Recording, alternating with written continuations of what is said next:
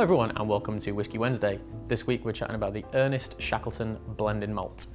Now this isn't like the ones that were released previously a couple of years ago.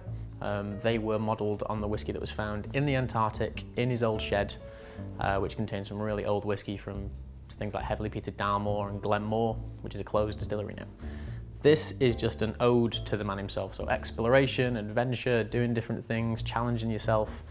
And this is what they've come up with. It's made by White and Mackay, who own Dalmore, Jura, Fettercairn, Tamnavulin, some pretty well-known and some very obscure distilleries.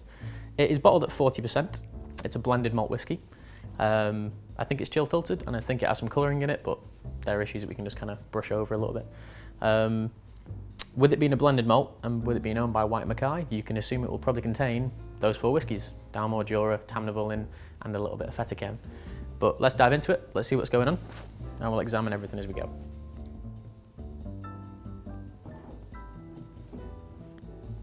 So it's sort of a tale of two whiskies. It is a little bit kind of ripe and juicy and quite fruity.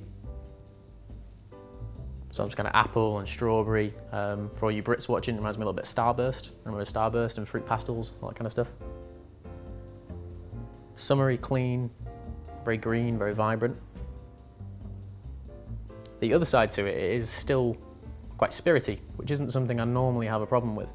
But it's kind of like a harsh spiritiness. Once you get all this kind of big, ripe fruitiness, you expect it to kind of develop itself a bit more. Whereas towards the tail end of the smell, you get a little bit more of that kind of grainy, emulated style. Which again isn't a bad thing if you like that, it's great. I think when this whiskey launched, it pretty much sold out most places. About £40 a bottle. Yeah, smells like Starburst and fruit pastels, but then it's kind of ruined a little bit with that kind of white spirity edge towards the back of it. Not quite terpsy, but very new makey. Have a taste.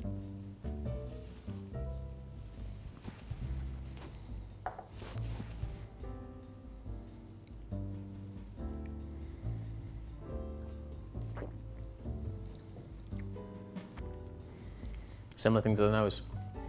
At the start, fresh and clean. Sort of like pastry flavours, like cinnamon and jams and butter, but that's quite short. After that, it becomes a little bit dry, which is quite unexpected. And again, just like a bigger hit of that spirity nature. It feels quite young.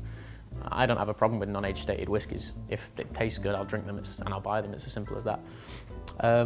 With this though, I think the nose is a little bit alluring, and then the physical taste of it isn't what lives up to everything else. Let's have another taste. We'll see what's going on.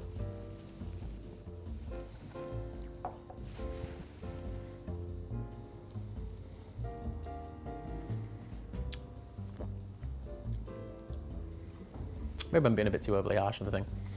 It's a perfectly drinkable whiskey. There's nothing wrong with it at all. There's a little bit of heat towards the back,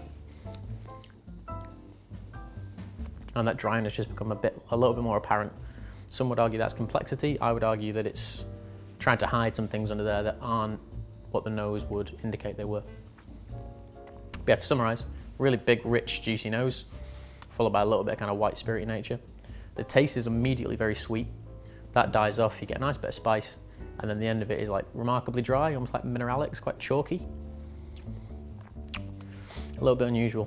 Obviously it's probably been modelled after some style what the original Shackleton remake blend had with it, something that would have been around in 1917.